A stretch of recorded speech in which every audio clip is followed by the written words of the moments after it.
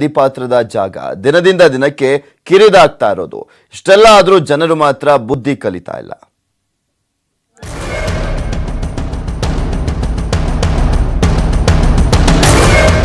ಕೊಡಗಿನಲ್ಲಿ ಎರಡು ದಿನ ಧಾರಾಕಾರ ಮಳೆ ಸುರಿದ್ರೆ ಸಾಕು ಕಾವೇರಿ ನದಿಯಲ್ಲಿ ಪ್ರವಾಹ ಸೃಷ್ಟಿಯಾಯಿತು ಅಂತಲೇ ಅರ್ಥ. ಅದಕ್ಕೆ ಕಾರಣ ನದಿಯ ಒಂದಡಿ ಜಾಗವನ್ನು ಬಿಡದಂತೆ ಮನೆ ಕಟ್ಟಿರೋದು. ನದಿ ಪಾತ್ರದ ಜಾಗಗಳನ್ನೇ ಒತ್ತುವರಿ ಮಾಡಿ ಲೇಔಟ್ ಮಾಡಲಾಗಿದೆ. ಇದರಿಂದ ಕೊಡಗಿನಲ್ಲಿ ಜೋರ್ ಮಳೆ ಆದ್ರೆ ಪ್ರವಾಹ ಸೃಷ್ಟಿಯಾಗುತ್ತೆ. ಇದೆಲ್ಲ ಗೊತ್ತಿದ್ರೂ ಕುಶಾಲನಗರ ಸಮೀಪದ ಕಣಿವೆಯಲ್ಲಿ ಕಾವೇರಿ ನದಿಗೆ ಸಾವಿರಾರು ಲೋಡ್ ಕಲ್ಲು ಮಣ್ಣನ್ನ ತುಂಬಲಾಗಿದೆ. ನದಿ ಪಕ್ಕದಲ್ಲಿ ಇರುವ 20 ಅಡಿ ಆಳದಷ್ಟು ಗುಂಡಿಗಳನ್ನ ಮುಚ್ಚಿ ಸಮತಟ್ಟು ಮಾಡಲಾಗಿದೆ.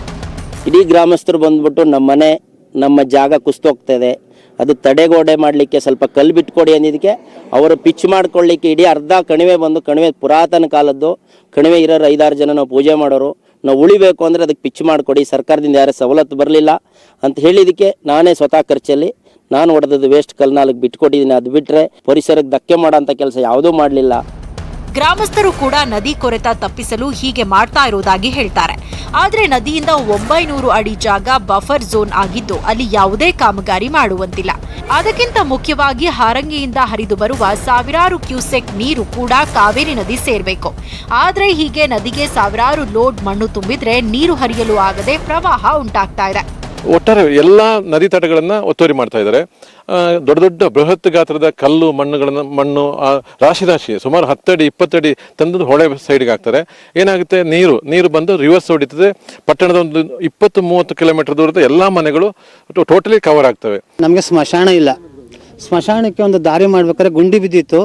ಹಿಂದೆ ಇದು ಇಟ್ಟಿಗೆ ಕುಯ್ಯೋಕ್ಕೋಸ್ಕರ ಮಣ್ಣೆಲ್ಲ ತೆಗೆದು ಗುಂಡಿ ಮಾಡಿದ್ರು. ಅದನ್ನು ತುಂಬಿಸ್ಕೊಳ್ಳೋಕ್ಕೆ ಕಲ್ಲನ್ನ ಹಾಕ್ಸ್ಕೊಂಡಿದ್ದೀವಿ. ಮತ್ತು ನಮ್ಮ ಅಕ್ಕಪಕ್ಕದ ನಮ್ಮ ನೀರು ಬಂದಾಗ ನಮ್ಮ ಮನೆ ಹತ್ರ ಎಲ್ಲ ಗುಂಡಿ ಬೀಳ್ತದೆ, ಆ ಗೋಡೆ ಎಲ್ಲ ಕುಸ್ತು ಇದಾಗ್ತದೆ.